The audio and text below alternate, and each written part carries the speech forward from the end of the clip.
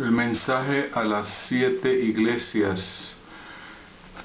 Queremos a través de estas diapositivas presentarles lo que sería el desarrollo del poder papal a través de las 7 iglesias de Asia.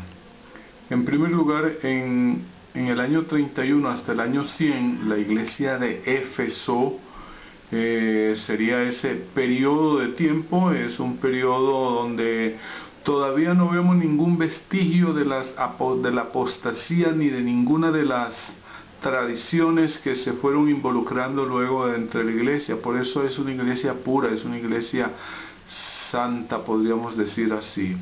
Luego entramos en el periodo de Esmirna y encontramos en el periodo de Esmirna del año 100 al 313 se introduce el bautismo de los infantes. En el año 257 en el concilio de Cartago las oraciones por los muertos. En el año 300 se practica la señal de la cruz, surge en el año 310. Luego encontramos el tercer periodo de Pérgamo, que va del 303 al 538. Allí se le comienza a prender velas a los santos. En el año 320 el domingo se decreta como día de reposo. En el año 321 la veneración de los ángeles y de los santos en el año 325. Encontramos luego que en Pérgamo ocurre el proceso de la misa, se va dando como uno de los sacrificios que se hace. María es declarada la Madre de Dios en el concilio de Efeso en el año 431. Los sacerdotes comienzan a vestirse diferente a los laicos y semejante más a los paganos en el año 500.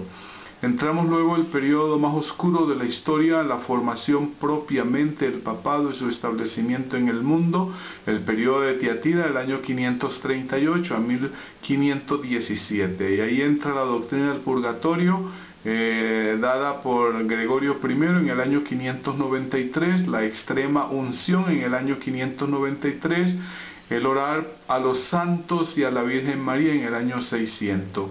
Tiatira es un periodo bastante extenso, así que entra también el primero que llamó papa al obispo de Roma, fue el emperador Focas en el año 602, y fue a Gregorio I quien lo llama, pero él rechazó este título, pero Bonifacio III, el sucesor, lo aceptó muy bien. En Tiatira seguimos en Tiatira, se origina el Islam, que tanto guerra hizo al cristianismo. El hecho de besar los pies a los papas se introduce en el 709, a adorar la cruz, las imágenes y las reliquias en el año 788. El agua bendita se introduce en el 850, el bautizar las campanas en el 861 por Juan XIV. El papa que comenzó a canonizar a los santos fue Juan XV en el año 995.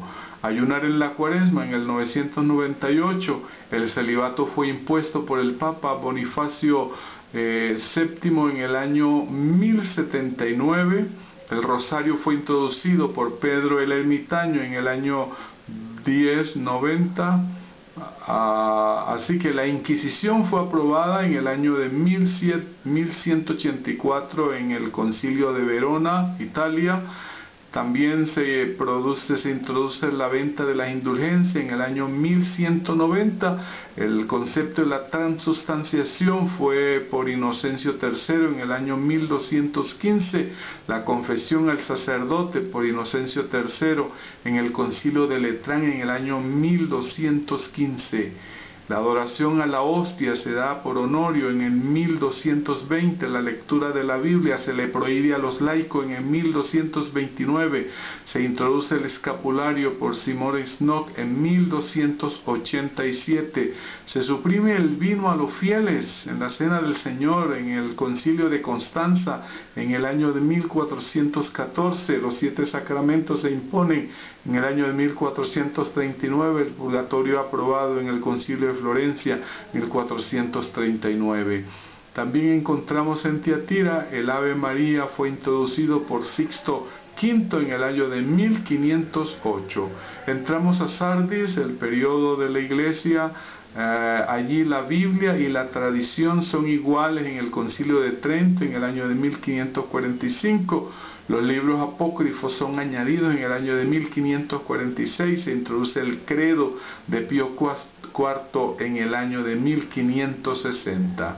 El periodo de Filadelfia, que iría del año de 1798 a 1844, ahí se da la herida mortal al papado en 1798, y se aprueba algo interesante que marcaría el comienzo de una nueva etapa del catolicismo, que es la Inmaculada Concepción, que fue introducida en el año 1834 por Pío IX. Y entramos a la última iglesia, que estaría enmarcada por la infalibilidad papal, que fue introducida en 1870 por Pío IX, y luego el Pío X en 1909 condenó todo descubrimiento científico no aprobado por la Iglesia, y Pío XI en 1931 reafirma que María es la Madre de Dios. Encontramos también durante este periodo la Asunción de María en cuerpo y alma en el año de 1950 por Pío XII, y también tenemos la encíclica Humani Generis de 1950, en la que Pío XII acepta la evolución del cuerpo, pero las almas son creadas por Dios, así que rebaja el concepto del Génesis. Y encontramos que Juan Pablo II en 1987, María es declarada la estrella de la mañana, ayudante en la salvación y llena de gracia y en la fe. Y luego una de las últimas cosas que hizo Juan Pablo II fue aceptar la fe y la filosofía como la fuente de la verdad en su encíclica Fe y Razón del año de 1998.